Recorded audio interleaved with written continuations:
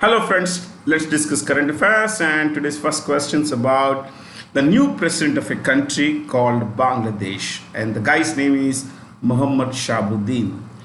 He has become the 22nd president, as you can read from the screen, and Bangladesh became a separate independent country in 1971. Between 1947 and 71, it was called East Pakistan. It was a part of Pakistan, and between 47 and 71, there were two wings of Pakistan. When the west one was called Pakistan or West Pakistan, and that's today's Pakistan. And the one on in the armpit of India is Bangladesh today, but in those days was called East Pakistan. Okay. Of course, there are multiple reasons as to why it was, why it seceded, why it broke away. We'll not get into that. But who is the Prime Minister of Bangladesh? The Prime Minister of Bangladesh is the head of the government of Bangladesh, and that's Sheikh Hasina Wajed. Hasina Wajed, W-A-J-E-D. Bangladesh is, if I'm not wrong, one of the, it is a pretty small country. But more importantly, when you look at small in terms of area, it is still one of the most densely places in the world because of its huge population. Okay. Now, if you look at Pakistan, it's Pakistan's the fifth most populous country in the world. On an area of just about 7.96 lakh square kilometers, 22 crore people live. 7.96 lakh square kilometers. Yes. This does not include all the territories it claims as part of its own territory, like Gilgit-Baltistan, like Pakistan occupied Kashmir.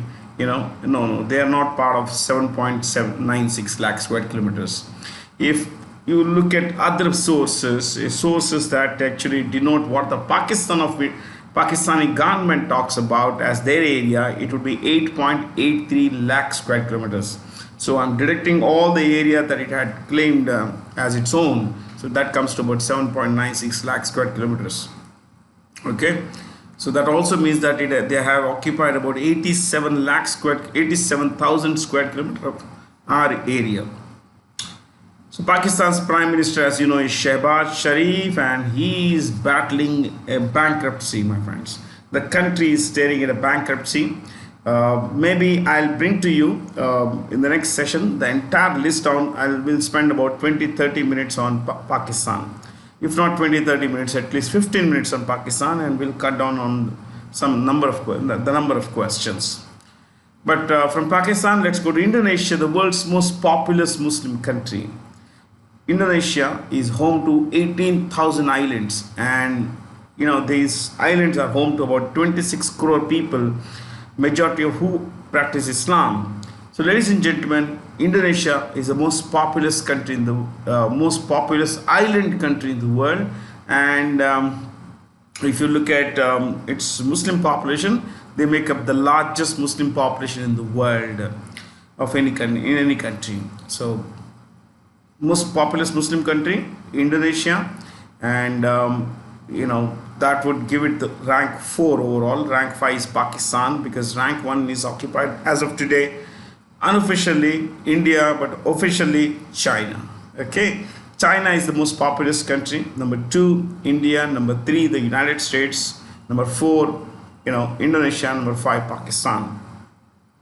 Malaysia has a new prime minister, in fact elected in the last 6 months. His name is Anwar Ibrahim. Yemen, my friends, as you know, is a country in the Arabian Peninsula. Yemen is the only republic in the Arabian Peninsula. What's a republic? Where the head of the state is an elected representative. The president of Yemen is elected. Of course, currently things are pretty bad. I mean, they can't hold elections because of a civil war between the Saudi Arabia-backed Sunni government of Rashad al-Alimi. The president of Yemen is Rashad, R-A-S-H-A-D, Rashad al-Alimi. Okay, A-L-Alimi, E-L-I-M-I. This guy is the president. He's backed by Saudi Arabia. He's Sunni. He practices Sunni Islam. But in this country, there is a civil war happening between the government and a rebel group named Houthi, H-O-U-T-H-I. Houthi are a Shia militant group, and they are supported by Iran, which is the world's most populous Shia nation. Okay. Now, to repeat, Rashid Al-Alimi is the president of Yemen. Now, I mentioned that this is the only republic in the Arabic Peninsula, because you look at Oman next door to Yemen. Oman has a king, Haytham. Then the UAE, Mohammed bin Zayed. You have Qatar. Tamim, Bahrain, Hamad. I mean, everywhere you look around, there are kings, there are monarchies, and a monarch comes to the office by way of inheritance. There is no election. So a monarchy is different from a republic in the sense that in a republic, the head of the state is an elected representative. Okay, so that's a little about this choice of stuff. We have these two young people here on the screen, along with, of course, one gentleman in the middle. They have developed a block bill app which kind of minimizes scope for use of paper, and of course it's environmental friendly. These two are Niyati Tatola. The girl there is Niyati Tatola, Totala, and Neil Parikh, Neel, Neil Parikh, Parikh. These two are students of IIT Indore, Indian Institute of Technology, Indore, and they have developed this block bill app which is environment friendly and which is which saves a lot of cost as far as people are concerned, the business users are concerned. They are receiving the Global Best MGOM, Mobile Government Ad, award at the World Government Summit, and the WGS World Government Summit was held in Dubai. That's the place where it was held. And who's this guy in the middle? The ruler of Dubai? No, not Mohammed bin Zayed. This is the president of Egypt, Abdel Fattah el-Sisi. Abdel, Abdel, Abdel Fattah, Fateh, Fattah el-Sisi, EL-SISI. Abdel Fattah el-Sisi. He was also the chief guest at the Republic Day function this year, my friends, at India's Republic Day function this year. So we have Dubai WGS venue. These two guys, Niyati Tatola and Neil Parikh, the app developers. That is the app. What is the app? Block Bill app. And the award presenter is Abdel Fattah el-Sisi, the Egyptian president, who also was the chief guest at the Republic Day function this year.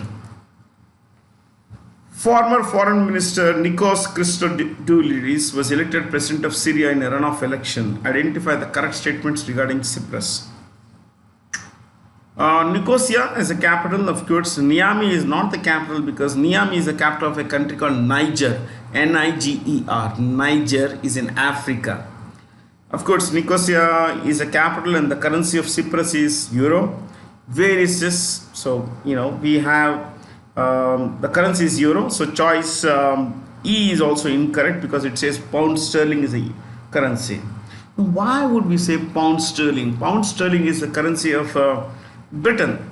But for a long time, Cyprus was ruled by the UK, United Kingdom. Only in 1960 did Cyprus, the island country of Cyprus, got its independence from the UK. Now let me take you to Cyprus. The choices are mentioned. The geographical location is north of Egypt, east of Greece, south of Turkey, west of Lebanon. So where exactly is it? Ladies and gentlemen, presenting you, Cyprus. This is Cyprus. You see this island where my cursor is? This is the tiny island of Cyprus. This is Turkey, as you can see here. In this map, you can see this better. This is Turkey. Okay, this insert picture is Cyprus, or you can call it Cyprus. No harm. So Cyprus is a small island country in the Mediterranean Sea. Okay. So this is Turkey, south of Turkey, east of Greece, west of Lebanon, okay, north of Egypt. Fair? Let me give you some notes on Cyprus. So Cyprus's capital is Nicosia. It's all mentioned there. The president is Nikos Christodoulidis. Okay, he's a new guy. He has replaced the long ruling president named Nikos Anastasiadis. Okay, so Nikos. This is also Nikos, but that guy's Nikos's name has Nikos. This is Nikos. Mm, you could write one important thing about Cyprus. Write this. Cyprus dash, to give you an area population wouldn't help, but anyway, what's the area? It's about 9,251 square kilometers. It's one of those countries that's pretty important. That's why I try to remember the data related to this kind of a country. So Cyprus's area is 9251 square kilometers. I'm being precise. You can simply say about 9,000 square kilometers, and it is home to about 12 lakh people. 12 lakh people. In 1960, it received independence from the UK. Okay, and in 1974, 1974, it was invaded by Turkey. It was invaded by Turkey, and the northern part, it occupied the northern part, and it called the self-declared Turkish Republic of Northern Cyprus. No one recognizes this. Only Turkey does. Only Turkey does. So, ladies and gentlemen, you need to understand that the line that divides the Turkish Cyprus is called Turkish Cyprus. Simply Turkish Cyprus from Greek Cyprus. This is called Greek Cyprus because majority of population of Greek, they are Greeks actually. This is Turk. These guys are Turks here. For ages, for decades, centuries, there have been clashes between the Turk Cypriots and the Greek Cypriots.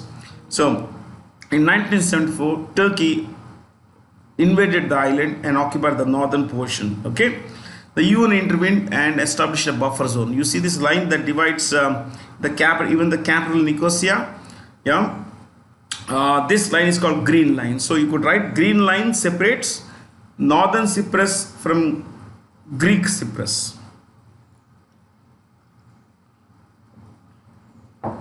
Okay, so 2/3 of the country is Greek Cyprus, 1/3 is Turkish Cyprus, and the Turkish Cyprus is recognized only by Turkey. Okay? Why is it called Mediterranean Sea? The story goes that the Greeks, these are the Greeks, okay? And see, in all these books you see the Greek said that, the Greek said this, because history is written by winners, and the Europeans won large parts of the world. They wrote the books of history.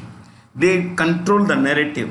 They told us that Chanakya is the Indian Machiavelli, while Niccolo Machiavelli, lived in Italy in the 17th century, 16th, 17th century.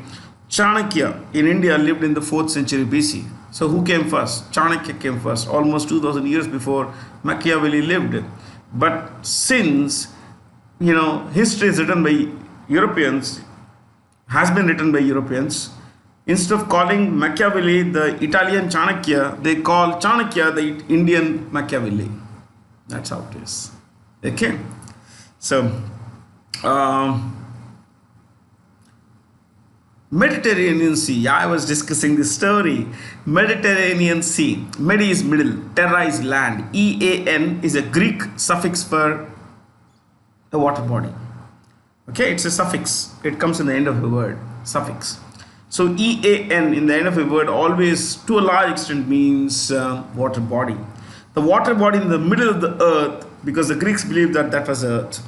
Europe, Africa, in the middle of the earth, you find Mediterranean Sea. That's it. That's how the name comes. You see here, you find that, where is the cursor, man?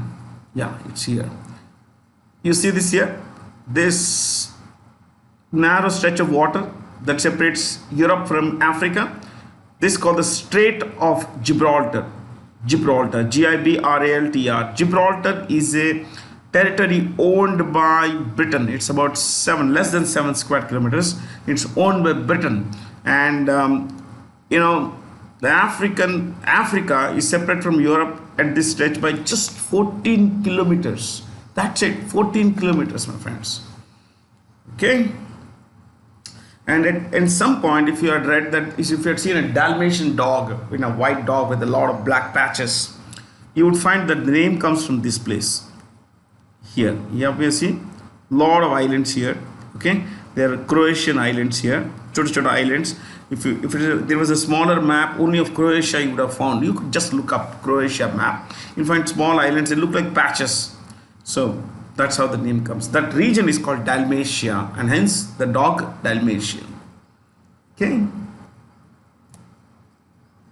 Which nation was severely affected by a cyclone named Gabriel and declared a national emergency? Well, New Zealand. It really didn't do much damage except for the fact that environmentally there was damage, but when it comes to people's lives, I think about 3 people died. New Zealand is a small country, my friends. How big is this country? 2.68 lakh square kilometers. Yes, just 2.68 lakh square kilometers. The population is about 51 lakh. Yes, 51 lakhs. 50 lakhs is the population of, living on 2.7 lakh square kilometer area. What's the capital of New Zealand? This one, Wellington. Okay, this is called North Island and this is called South Island. Fair? And New Zealand was discovered by a person named Abel Tasman. A-B-E-L. Abel Tasman. T-A-S-M-A-N. And he discovered this place in, I think, 1642. 1642. And there is this island called Tasmania just below Australia. It is part of Australia. That's also named after Abel Tasman, and who is the prime minister of New Zealand. Okay, but just before that, Britain occupied New Zealand. Britain occupied large parts of the world. Yeah, Britain occupied New Zealand in 1841. 1841. A full 200 years after it was discovered by Abel Tasman, New Zealand was occupied by the United Kingdom, and in 1907 it gave it independence. It gave New Zealand independence. But even today, New Zealand is not a republic because the head of the state of New Zealand is a British monarch. Is a British monarch. Okay, who is the prime minister of New Zealand? A guy called Chris Hipkins. Chris Hipkins. Chris, C-H-R-I-S. Chris Hipkins. H-I-P-K-I-N-S. I was just looking at this. This is Napier, where cricket matches happen. Auckland, Napier, Wellington, Christchurch, and here, Dunedin. This is where the matches happen most often. Yeah. Lot to learn, my friends. Lot to learn.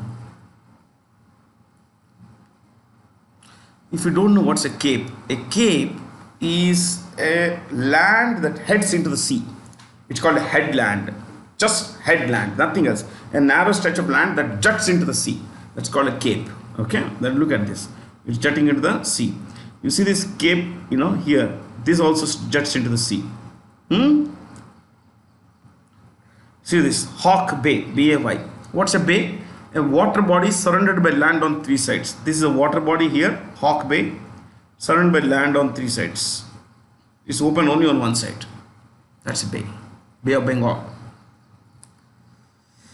Who of the following cricketers was most expensive buy at 3.4 crore at the inaugural Women's Premier League auction in Mumbai? This is Smriti Mandana. She was acquired by the Royal Challengers Bangalore for about 3.4 crore. This was a huge number. It's the highest paid for any woman cricketer. She plays for Indian women's cricket team. She plays for Maharashtra in the domestic circuit, and she's played 77 matches at and she scored 5 centuries, if I'm not wrong, 5 centuries, and overall average is about 43. Think about it, man. 43 is the average in 77 matches, means she's seriously good. No wonder they fought over her acquisition. Basically, Mumbai and Bangalore fought over this. There was a big fight. S. Abdul Nazir, former retired Supreme Court judge, was recently appointed the governor of Andhra Pradesh. Andhra Pradesh. He just retired, I think in January sometime he retired actually. Telangana, the governor's name is Dr. Tamilisai. Tamilisai, T-A-M-I-L-I-S-A-I. Tamilisai Soundarajan, S-O-U-N-D-A-R-A-R-A-J-A-N. Soundarajan. What about Odisha? Professor Ganeshi Lal, Ganeshi, Ganeshi Lal, Lal.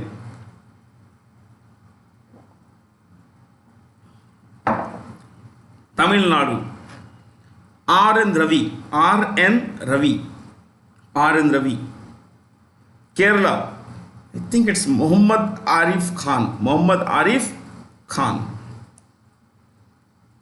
Another set of questions concerning governors.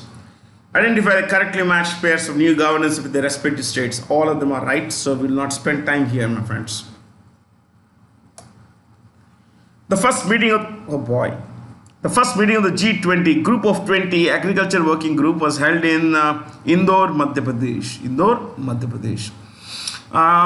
Indore was ruled by Devi Ahilya Bai for a long time. She was a regent. Indore is famous for her rule. Though she was not the queen, she was the queen mother because her child was pretty young at the time. And she lived between 1725 and 1795. So in the 18th century, for most of the 18th century, she lived. And she made an extraordinary contribution to the Hindu cause. Ladies and gentlemen, Devi Ahilya Bai Holkar. Holkar was the name of the dynasty. Okay, Devi Ahilya Bai Holkar took more or less control of the kingdom after the demise of her father-in-law and her husband. And she used her own wealth, not the royal wealth, to build temples and to rebuild one particular famous temple, the Kashi Vishwanath Mandir. Yes, the Kashi Vishwanath Mandir in Varanasi was rebuilt by her after it was destroyed by Aurangzeb. Okay. In fact, the Indore International Airport, Indore Airport is called Devi Ahilya Bai Airport. It is one of the only two airports in India, just two airports in India named after women. The Delhi Airport, Indira Gandhi International Airport, and Indore Airport, Devi Ahilya Bai Airport. Okay. See, we can learn a lot of things. And I believe that if I can add value as your teacher to add extra stuff with regard to some questions, yes, it would always help. It will help you, and as a teacher, it always helps me. Yeah, because I believe that we can learn a lot more than just the answer. Like for example, when you say Pune, what should come to your mind when you say Pune? The National Film Archive of India. The National Film Archive, ARCHIVE, Archive of India. Okay. You have the National Institute of Virology. Plenty of things you could learn, my friends. Bengaluru is home to the Raman Research Institute. Cuttack is home to the National Rice Research Institute.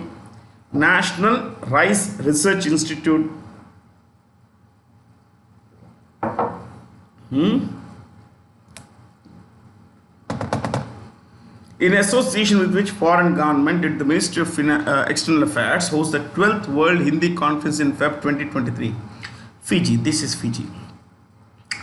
Fiji comprises about 330 islands, if I'm not wrong. 330 islands. It's about 2,000 kilometers northeast of New Zealand. About 1,500 kilometers east of Australia, and this is New Zealand here. Its capital is Suva, S-U-V-A. Fiji's capital is Suva, and the Prime Minister is a guy called Sitiveni Rabuka. Let me spell the name. S-I-T-I-V-E-N-I. Sitiveni, S-I-T-I-V-E-N-I. Sitiveni Rabuka, R-A-B-U-K-A. Rabuka. Why is Hindi coming into the picture with regard to Fiji? Nearly 37% of the country's population is of Indian origin. Between 1810, in 1806, Britain abolished slavery. I'll tell you this story some other time. But it needed people to work in its colonies overseas. And the populations here, the local population was very small. So Britain brought a lot of bonded labor from India to different parts of the world. They took them to different parts of the world. A lot of people from the Hindi heartland states of Rajasthan, Haryana, Uttar Pradesh, Madhya Pradesh, Bihar were brought to Fiji. But in 1810 and 1910, the descendants of these people, the bonded laborers, are today, they today make for about 37% of the country's population. About 27% of Fijians practice Hinduism. They practice Hinduism. Okay? So that's why, the Hindi conference basically. Mauritius, let's look at only the capitals this time. We have been discussing the leaders. Mauritius, we see if I can give you the name of the leader. For example, Mauritian Prime Minister is Pravind Jugnauth, but let's keep it simple. Mauritius, the capital is Port Louis, Port, P-O-R-T, Port Louis, L-O-U-I-S. Maldives, Male, M-A-L-E, Male. And if you're the guy who's interested in knowing the name of the president there, Ibrahim Mohammed Soleh. Ibrahim Soleh, S-O-L-E-H. Madagascar. Madagascar is an island, in the Indian Ocean off the east coast of Australia. Africa. In fact, Mauritius is next to Madagascar. Okay. Madagascar's capital is Antananarivo. A-N-T-A-N-A-N-A-R-I-V-O. Antananarivo. And its president is a guy called Andry Rajoelina. Andry, A-N-D-R-Y, Andry Rajoelina. R-A-J-O-E-L-I-N-A. Rajoelina. South Africa has 3 capitals. Cape Town, C-A-P-E, Cape, one word, Town, Cape Town. Number 2, Pretoria, P-R-E-T-O-R-I-A, Pretoria.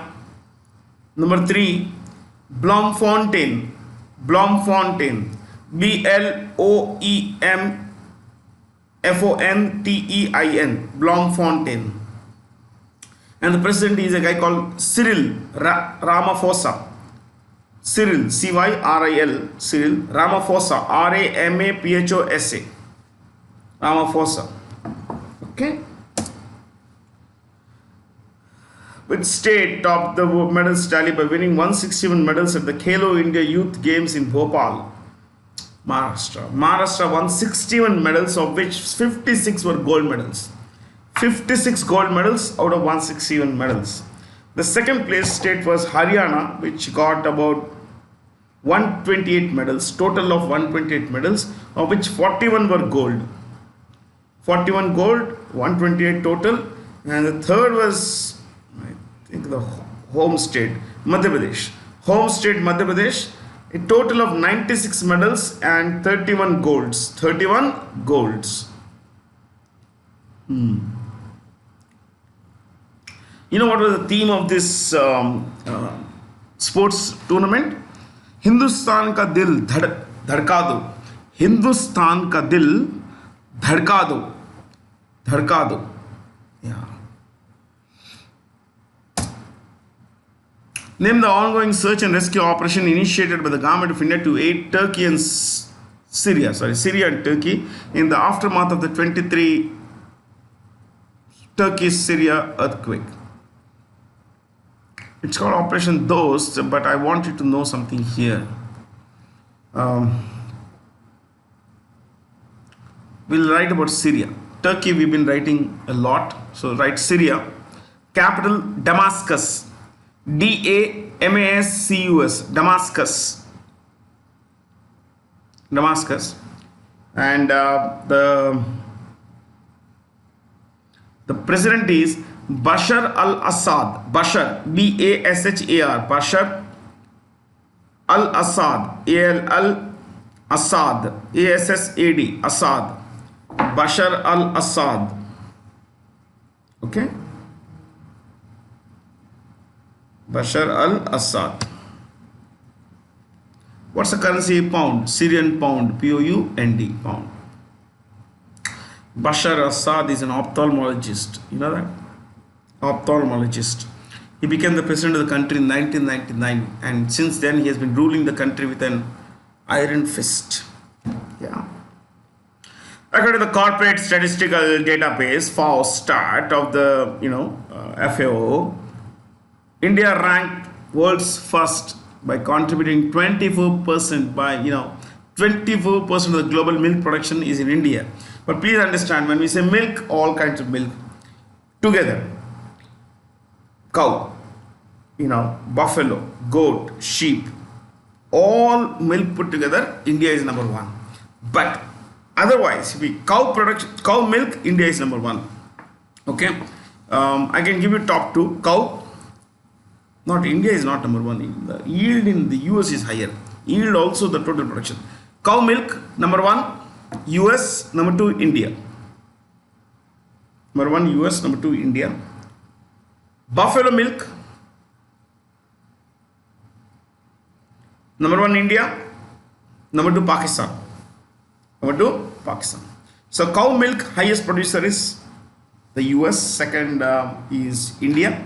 Coming to buffalo milk, India is the largest producer, and that's followed by Pakistan. Yeah, India is followed by Pakistan in the second place.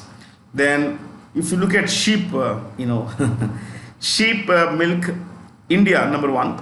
No, not sheep. Goat milk number one, India. Number two, Bangladesh. Goat milk highest in India, followed by Bangladesh. Sheep we don't count. China is number one. China is number one, followed by Turkey. Yeah, China and Turkey. China and Turkey. So I've given you data for all basically. But overall, India is number one. Yeah, and it's been possible only because of Operation Flood, Milk Revolution, started by two persons, Tribhuvan Das Patel and Varghese Kurian. Okay. Communications Minister Ashwini Vaishnav has inaugurated the Amrit Pex 2023 in New Delhi. Amrit Pex is a national philatelic exhibition. Those of you who don't know what is philately, simply write philately. Remove this IC and put a Y there, and it will become philately. Philately is a study of stamps. Sorry, art of collecting stamps, not study. I'm sorry. The art of collecting stamps. Some people collect stamps. Stamps. Look at choice 5. Vexillology. Vexillology is a study of flags. Flag, F-L-A-G, flag. Numismatics, choice 2. Coins. Collection of coins. Paleontology is a study of fossils.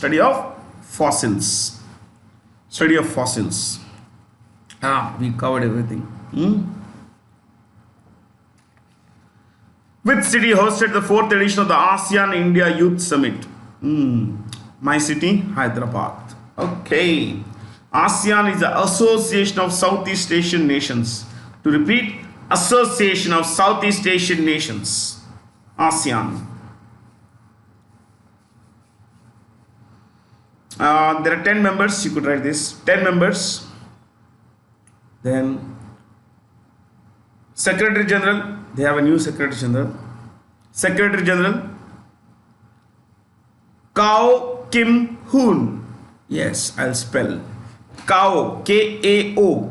I repeat, K-A-O. Kao.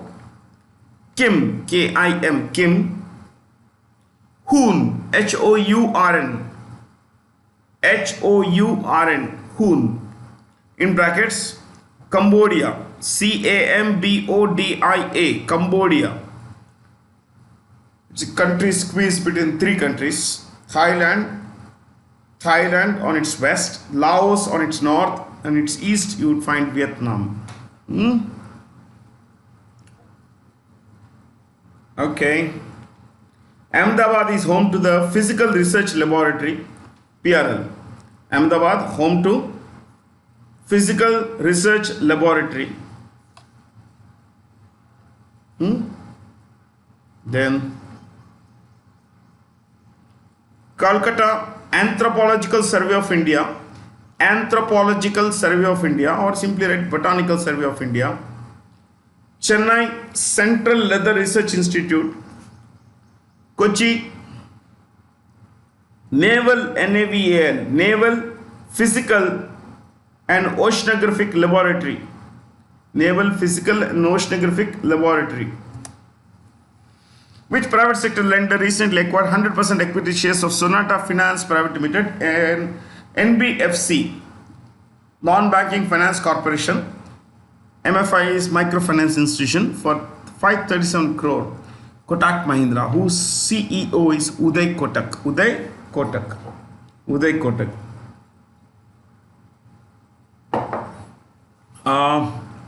ICICI Bank is headed by Sandeep Bakshi.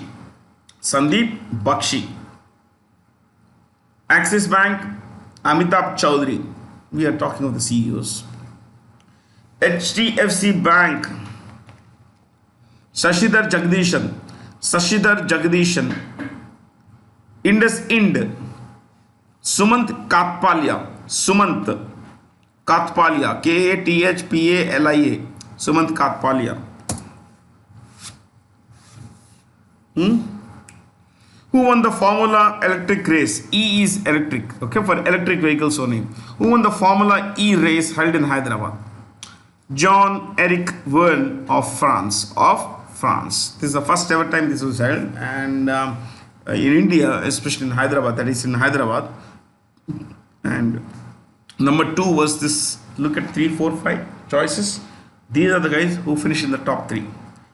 1, Verne, yeah. 2, Custody. 3, Da Costa. Okay. There's hardly anything to discuss here. On which country's growth model did the IMF call for comprehensive reforms, stating that its potential growth has started falling? China. Now, why is it falling?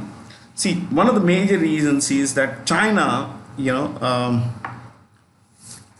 China closed its economy for 3 years, closed the country for 3 years. Since the outbreak of COVID in January 2020, that is where it became public knowledge, it had kept its economy closed, more or less closed, and that's impacted every sector of the Chinese economy, because China, my friends, is the world's workshop. Okay, it's the world's largest producer of computers, world's largest producer of electronic goods. It's also the world's largest consumer of a lot of commodities like copper, iron ore, coal. Oh, huge country, huge consumer. But the problem is that when China closed down, a lot of things went bad around the world. Countries that were exporting like countries like copper, I mentioned earlier. Copper is the prime stay of the economies of Zambia and Chile. Both these countries were not producing enough because there was not enough production, enough demand for their copper in China. So what happened? The economies of these two countries went down. Now, when China was closed, China was closed, my friends. Obviously, large scale unemployment happened. Today, the government says unemployment is around 5.3%. See, if the government admits to 5.3%, it would be at least 10%. Okay. Second thing, youth unemployment, that is people below the age of 29. The government of China says it's about 16%, 15.9. So if the government of China says it's 16%, you can safely say it's 25%. So 1 in 3, at least 1 in 4 young people is not employed. Okay, and if you look at, if you look at the overall employment, it's massive. 10% is massive for a country like China. And the problem with China, another problem is that while the Chinese people have saved a lot of money in the last COVID year, in the COVID years they were not spending. There was nowhere to spend actually. So they accumulated savings of $2,600 billion. Yes, $2,600 billion was their savings. Now the economy opened, people moved in interior parts of the country. They traveled a lot. They went interior to visit their homes because most of the Chinese living in urban areas come from villages. So they traveled, and people thought that okay, China is now going to explode because of its travel, the economy is going to open up. But look, this is what is called, this kind of expenses, this kind of expenditure would have limited impact on the economy, because only contact intensive sectors, like when people travel, they use transportation means, they use hotels, they use basically tourism associated stuff. Okay, so what happens is that only these sectors prosper. Restaurants, people go out to eat, so these kinds of places were prospering. Now the travel season has ended, and so China is back. Globally there is a slowdown in demand. So what China produces, that is not enough demand for it. So consequently, the production output in China is also not increasing. In fact, so much so, my friends, that in 2022 the target GDP growth target was 5.5%, which itself was very low by Chinese standards. The target is 5.5, but in reality it has been only 3%. They grew at 3%. If the government of China says 3%, it will be much lower than that, because I have been following China for the last 25 years of my life. And I can tell you, the Chinese economy, the Chinese government fudges all numbers, golmaal numbers there, So, one more thing is that China is aging very fast. The median age in China is 37. Yes, 37 years. In India, it's 27.8, say 28. 28 is our median age, theirs is 37. And which means that there are not enough young people. At the same time, not enough, because of the one-child policy for a long time between 1979 and 2015. There was one-child policy, so fewer children were born. Consequently, fewer people came into the labor force. And most of the people who had one child also, were forced to have only one child. Okay, only after 2015, families were allowed to have another child. Now, of course, all limits have been removed, but the babies born today would be very small, not old enough to join the labor force. So the overall labor force has shrunk, which also means that more people are leaving the labor force than are joining, which has meant that labor supply is short. In short would mean that wages increase. When wages increase, cost of production increases. When cost of production increases, China loses its competitive edge. When China loses its competitive edge, producers like large scale producers of goods, like we have an AC here which is produced in China, let's say, I'm saying, okay, a phone here which is produced in China, this cost advantage goes away. So companies would like to shift to countries where the population is young, where the cost of production is not that high because the wage cost is low. Got it? So China is actually suffering a great deal. Unfortunately, in India, not much is written about China because, well, of course, people don't understand much about China. So in a nutshell, I told you all these things about China, my friends. But I love to give these kinds of talks, 3-4 hours on Chinese economy and everything. But here we have to keep ourselves tight in this case. China's capital, let's look at only the capitals, because presidents, leaders, we have been talking about a lot of. China's capital is Beijing, B-E-I-J-I-N-G, Beijing. And its GDP last year was $18.5 trillion, which means that it produced goods and services worth $18.5 trillion. Yes, $18.5 trillion. We produce $3.5 trillion. Okay. But China is going to suffer a lot in the years to come, and India is going to prosper a lot. Yes, what I said is true. I'm not a political guy, but I'm talking of economics, pure economics facts. Japan's capital is Tokyo. South Korea is Seoul, S-E-O-U-L. The E is silent in Seoul. Okay. India, of course, New Delhi. France, Paris. Okay. Which nation is hosting the World Government Summit 2023 under the theme Shaping Future Governments? We mentioned this a while ago, where Niyati and Neil have won the World MGov Award for the best app. So it's the United Arab Emirates, and the biggest city there is Dubai. What would you find in Rome? In Rome, you would find plenty of stuff, but from the exam point of view for us, it's the FAO, Food and Agriculture, sorry, Food and Agricultural Organization. Food and Agricultural Organization. Food and Agricultural Organization. Okay. Paris, UNESCO. New York, UNICEF and UN. Okay. Yeah. World Unani Day is observed on dash every year to commemorate the birth anniversary of the great Unani scholar Hakim Ajmal Khan, widely regarded as a pioneer of Unani medicine in India, in fact, world. Feb 11th, of course, and Hakim Ajmal Khan was born in 1878. 1878, February 11th. Okay, he passed away in 1927. Now, what's so great about him? Well, a lot actually. He started the Hindustan Dawakhana. Yes, he started the Hindustan Dawakhana in 1905. Okay, and he is the only Muslim to have been the presiding officer of the Hindu Mahasabha. You heard it right. The Hindu Mahasabha was presided over by Hakim Ajmal Khan, the only Muslim to have ever been the chair of sitting in the chairperson of the Hindu Mahasabha.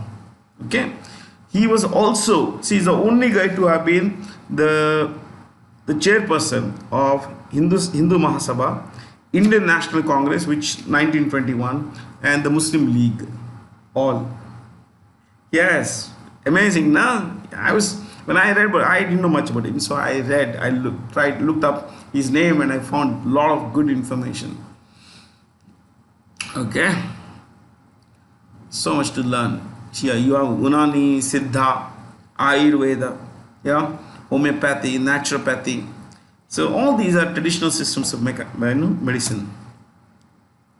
In which of the following states or union territories is the Geological Survey of India recently discovered 5.9 million tons of lithium resources, first for India? You've been reading about this for some time now, Kashmir. So I don't want to discuss that. I want to discuss something else. You see this? By the way, what's lithium? Lithium is an element which is basically metal, you could say. Its atomic number is 3. Hydrogen, helium, lithium. Okay, and it's what is that? It's no, there's something about this. Yeah, atomic symbol is Li. I'm so sorry. Atomic symbol is Li. Okay. I want you to know something here. The top 3 producers of lithium, you could write this. Top 3 producers: Australia, 1, 2, Chile, and 3, China. 1, Australia, 2, Chile, Chile, 3, Australia. Oh, sorry, China. Australia, Chile, China. Now, leave one line space, right? Lithium triangle. Lithium triangle. Lithium triangle. Dash. An area in a triangular area between, or rather spread across, in triangular area spread across Chile, Chile, Chile, Bolivia, Bolivia, Bolivia, and Argentina, You see this here? Chile, this is Chile, this is Bolivia, this large country here, and this is Argentina, again very large country. So this triangular region, yeah, you could write lithium triangle dash triangular region comprising Chile, spread across Chile, Bolivia, and Argentina dash home to 54% of the global lithium reserves. 54% of global lithium reserves.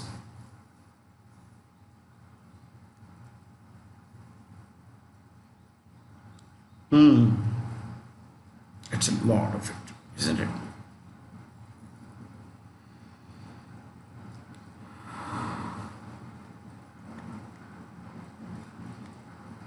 Okay, I guess that's about it. This Colombia, named after Christopher Columbus. Venezuela, you have Ecuador, named after Equator. Venezuela is a Spanish word for Little Venice. Yes, is Peru, very large country. Bolivia, named after Sac Bolivar.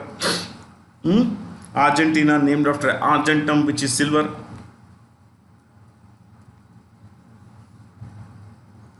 Air India signed a multi-billion-dollar deal with Airbus. It signed multi-billion-dollar deals with Airbus and Boeing to buy a little over 470 passenger aircraft. Boeing is based in the United States. Chicago is the exact city. Chicago, Chicago, Chicago, Chicago, Chicago, and the CEO of Boeing is Dave, D-A-V-E, Dave Calhoun, C-A-L-H-O-U-N. I repeat, C-A-L-H-O-U-N, Calhoun, Dave Calhoun.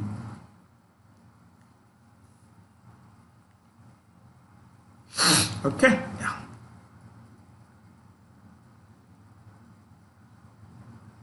Air India is owned by Tata Group. Yeah. Boeing is an American company. Airbus is a European company owned by in large parts by the governments of UK, Germany, Spain, Italy, France, Belgium, Netherlands. Okay. Who is Prime Minister of Canada?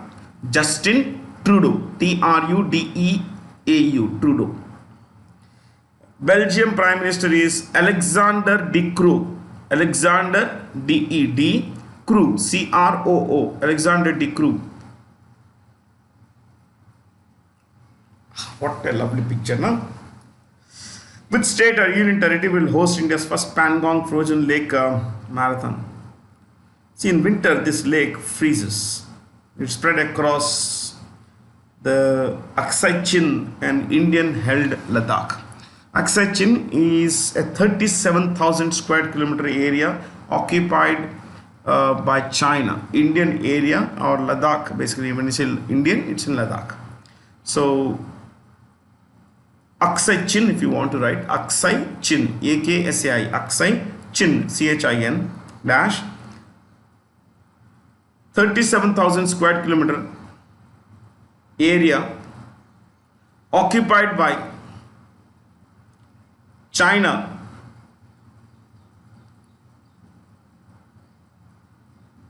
Okay, occupied by China between 1958 and 1962.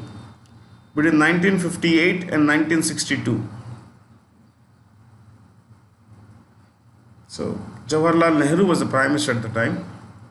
The guys had no clue that the Chinese had occupied this area for many years. They did not know. Anyway, it's in Ladakh, as you know, my friends. It's the maximum width here is 5 kilometers.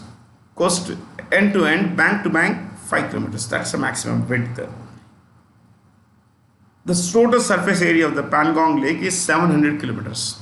700 square kilometers. That's it. Okay, and it is spread across both the Aksai Chin and other parts of Ladakh. Who is the governor, new Lieutenant Governor of Ladakh? B.D. Mishra, Brigadier, retired of course. B.D. Mishra, B.D. Mishra.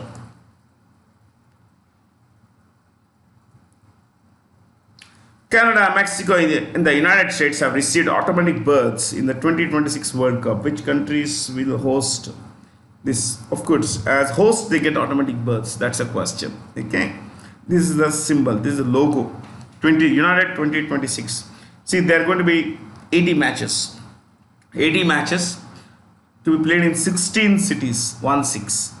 80 matches in 16 cities. 60 matches in the US, 10 in Canada, 10 in Mexico. That's a breakup now, for now. Okay? Total of 80 matches in 16 cities, 16 cities.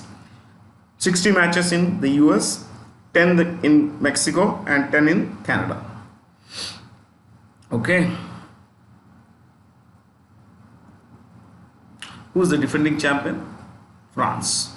France is the runner-up. Argentina is the defending champion. I'm so sorry. Argentina is the defending champion. Yes, they defeated France in the final in the 2022 Doha World Cup. Name the fourth edition of the joint military exercise between India and Japan that began at Camp Imazu in the Shiga province of Japan. Therma Guardian.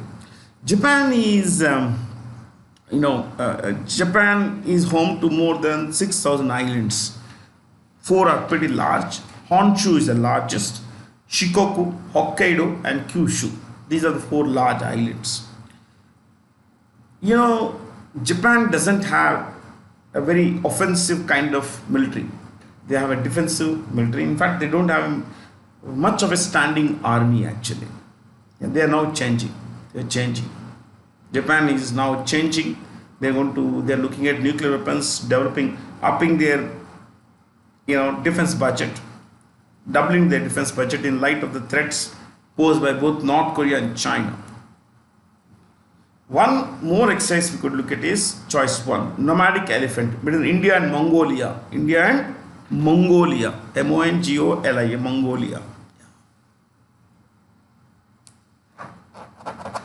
Which state or union territory has launched India's first marine spatial planning framework as part of a pact under the Indo-Norway Integrated Ocean Initiative? Puducherry. I wanted to write about this. Puducherry, ruled by Portugal. First point, ruled by Portugal till 1954. I'm so sorry, ruled by France till 1954. Puducherry, first point, ruled by France till 1954. Second point, comprises Karaikal, K-A-R-A-I-K-A-L, Karaikal. Now, Karaikal is physically located in Tamil Nadu. So, we'll write the name of the state in which it is. We know it's owned by Puducherry, but it's in Tamil Nadu. So, right, where is it? Karaikal, Tamil Nadu. Mahe, M-A-H-E, Mahe, Kerala. And Yanam, Y-A-N-A-M, in Andhra Pradesh. Last point, Mahe dash India's smallest district.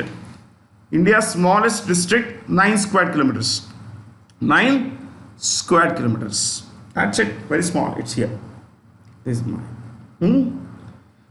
It is one of the only 2 union territories to have a legislature and consequently a council of ministers led by a chief minister. The current chief minister of Puducherry is N. Rangaswamy. Okay, that's Puducherry. This is Kerala, pretty large. Gujarat is here, India's 5th biggest state by area. Andaman Nicobar Islands, more than 572 islands are there in Andaman Nicobar Islands. 572. Lakshadweep, India's smallest union territory by both area and population. Lakshadweep is India's smallest union territory by both area and population. Norway, the capital is Oslo, O-S-L-O, Oslo. The Prime Minister, it's a constitutional monarchy, so they have a Raja. But while monarch is there, importantly, we should write the name of the Prime Minister, who is Jonas, J-O-N-A-S. Jonas Store, S-T-O-R-E. Jonas Store. Yeah.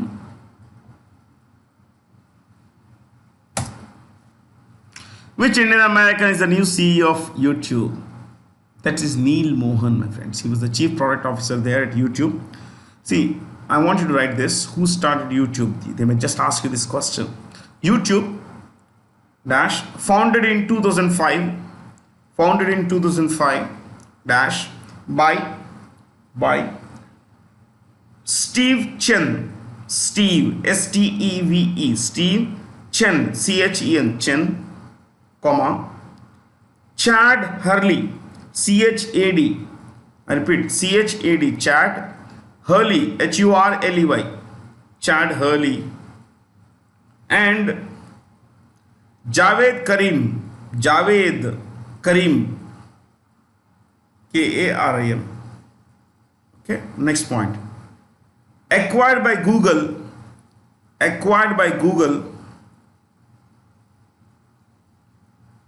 in 2006.